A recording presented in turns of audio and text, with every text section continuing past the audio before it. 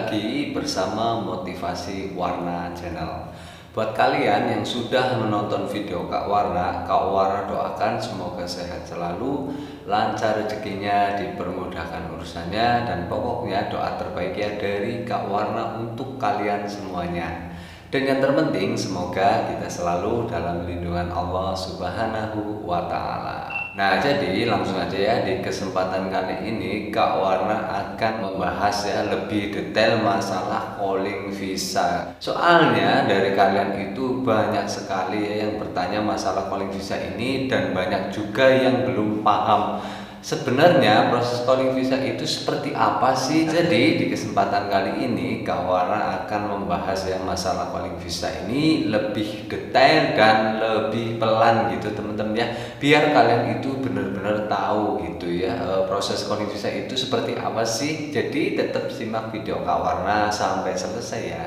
Nah, memang kalau untuk proses calling visa ini adalah salah satu proses yang bisa dikatakan proses paling cepat gitu teman-teman ya, jika kalian itu benar-benar tepat dalam berproses calling visa ini. Nah, untuk sekarang sebenarnya itu masih ada enggak sih calling visa ini?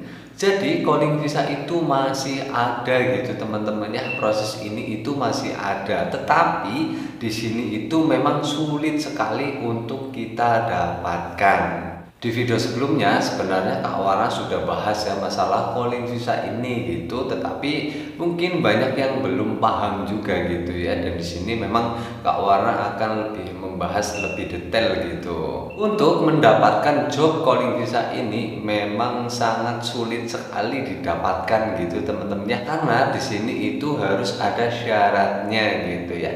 Untuk syarat proses, dan proses tersebut itu bisa dikatakan proses calling visa jika satu, ada penyalur langsung dari Taiwan ya. Ini bisa kakak kalian, saudara kalian, teman dekat kalian, atau siapapun gitu. Yang penting di sini ada penyalur atau orang yang benar-benar bekerja di Taiwan. Untuk persyaratan yang kedua, si penyalur ini harus ada job di Taiwan ya, baik itu pabriknya butuh pekerja maupun si penyalur tersebut yang ada di Taiwan itu kenal ya sama mungkin majikan pabrik lain, dan pabrik lain itu mencari pekerja lewat teman kalian gitu atau penyalur yang ada di Taiwan. Intinya job ini sudah benar-benar ada gitu teman-teman ya.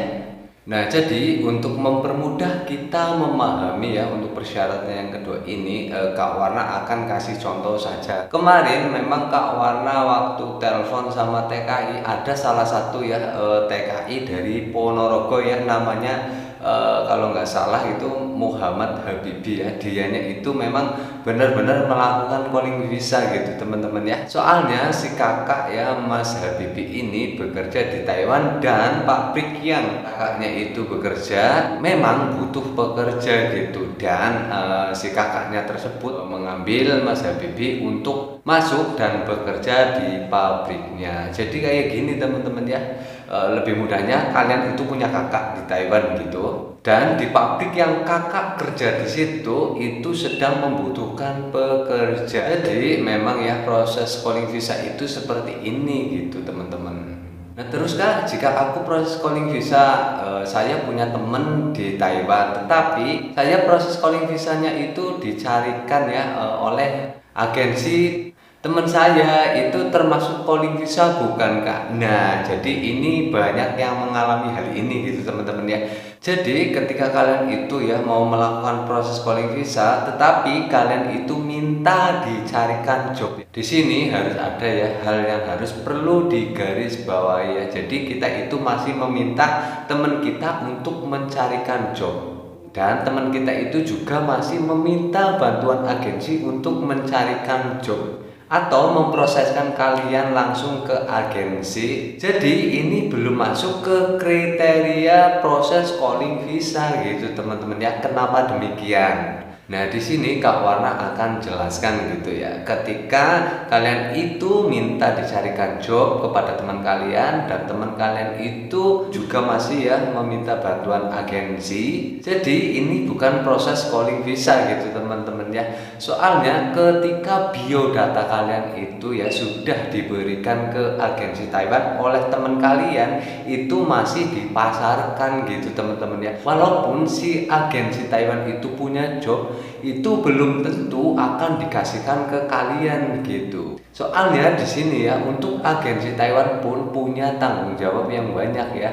Dan di sini agensi pun punya banyak biodata yang benar-benar harus dicarikan job gitu teman-teman ya. Jadi nanti ketika biodata kalian itu dikasihkan ke agensi, biodata kalian itu nanti masih dipasarkan untuk cari job gitu teman-teman ya. Jadi ketika ada salah satu pabrik ya yang membutuhkan pekerja, pasti si pihak agensi ini tidak hanya memberikan biodata kalian saja gitu teman-teman ya. Jadi ini belum dikatakan proses calling visa, walaupun di sini agensi Taiwan pun punya job gitu. Dan pasti ujung-ujungnya ya, ketika kalian itu nanti minta dicarikan job di sini, itu pasti kalian akan melalui proses interview ya teman-teman ya. Jadi ini belum bisa dikatakan ya, atau belum masuk kriteria ke proses calling visa. Soalnya untuk proses calling visa yang Kak Wara tahu itu tidak ada interview gitu ya. Soalnya di sini ya, dari pihak majikan yang membutuhkan pekerja tersebut itu biasanya percaya sama anak yang mencarikan pekerja dari Indonesia ya. Salah satunya itu seperti kakaknya Mas Habibie tersebut gitu ya, minta adiknya itu berangkat ke Taiwan gitu. Jadi sudah percaya gitu ya, udah bener-bener job itu buat Mas Habibie gitu. Tidak ada interview di sini. Ketika Mas Habibinya itu mau gitu ya berangkat atau proses, jadi dianya itu langsung bisa cepat berangkat gitu. Soalnya seperti itu teman-teman ya. Nah, jadi untuk proses calling visa yang tepat itu seperti itu ya.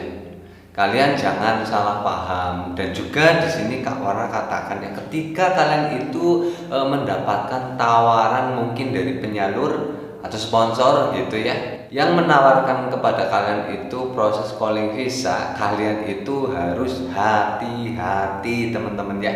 Jadi kalian itu harus hati-hati. Walaupun sponsor kalian itu teman baik dari agensi yang ada di Taiwan. Kenapa demikian? Tadi sudah Kak Wara jelaskan juga ya, ketika ada pabrik yang membutuhkan pekerja, dari pihak agensi itu nggak mungkin akan memberikan satu biodata saja, tetapi banyak biodata, karena si agensi Taiwan ini pun mempunyai tanggung jawab untuk memasarkan biodata-biodata yang ada di kantor agensi Taiwan sini gitu. Jadi kalian itu harus benar-benar berhati-hati jika ada tawaran proses calling visa.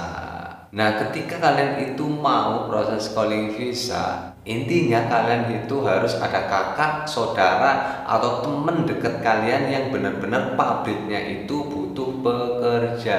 Nah, itu baru bisa dikatakan calling visa gitu teman-teman ya. Jadi kalian itu jangan salah paham ya mengartikan masalah proses calling visa ini. Yang Kak Wara harapkan di sini ya, ketika kalian itu sudah menonton video Kak Wara ini, kalian bisa lebih paham masalah proses calling visa ini gitu teman-teman ya. Nah, jadi seperti itu. Mungkin ini saja ya yang bisa Kak Wara sampaikan ya, masalah calling visa. Semoga video ini bisa bermanfaat buat kalian. Buat kalian yang mungkin ada pertanyaan ya seputar TKI di Taiwan dan cara proses bekerja ke Taiwan, kalian bisa tulis pertanyaan kalian di kolom komentar di bawah, atau kalian bisa langsung DM ke Instagram Kak Wara, atau juga bisa ke Facebook Kak Wara yang Motivasi Wara Channel. Buat kalian yang mungkin mau mengikuti channel Kak Wara, kalian tinggal klik aja tombol subscribe-nya dan klik tombol loncengnya biar kalian itu tahu ketika Kak Wara upload video terbarunya. Di kesempatan kali ini sampai di sini dulu. Kak Wara pamit. Wassalamualaikum warahmatullahi wabarakatuh. Bye bye. Empty hearts and neon lights, they're playing with my mind.